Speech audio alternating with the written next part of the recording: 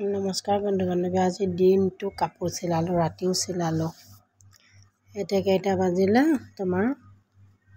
এতিয়া বাজিলে 11:02। এই 11:02হে কাপোৰখিনি চিলাই এৰিলোঁ। কিছুমানে যে পতি লগালে আধাৰ পৰা লগাই, মাথাৰ পৰা লগাব নালাগে, আধাৰ পৰা লগাব লাগে।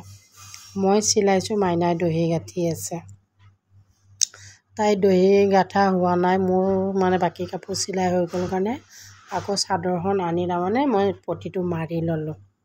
এইটো চাদৰৰ আৰু এক চাইড দহি গাঁঠিব আছে আৰু এনেকৈ তাই চবখিনি কৰি থাকে, দহি গাঁঠাখিনি কৰি থাকে, বাকী চিলোৱা কাম মই কৰি থাকোঁ। বহুত কাপোৰ চিলাইছোঁ। এই এযোৰৰ দহিটো তাইয়ে গাঁঠিছে, মাজত কলা দিছে, বগা দিছে, পাঁচটাকৈ।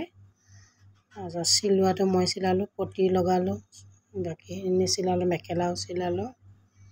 এনেকৈ কেইবাখনো কাপোৰত দহি গাঁঠা হ'ল, চিলোৱা হ'ল। আৰু এখন চাবচোন, মই দেখাই আছোঁ। এইখনৰ চাওক, দহিটো গাঁঠা হ'ল, আজি পতি লগোৱা হ'ল। দহি ছাইডটো মাথাকেইটা মাৰি অকল দহিটো গাঁঠি ল'ব দিলোঁ।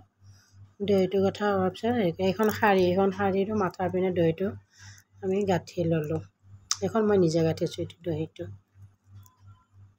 তাৰপিছত আৰু এখন শাৰী আছে, সেইখনৰো মাথাকেইটা অলপ গাঁঠা আছিলে, আৰু অলপ মই এনেকৈ গাঁঠি লগাই দিলোঁ। ভাল লাগিছে, এনেকৈও ভাল লাগে। তাৰপিছত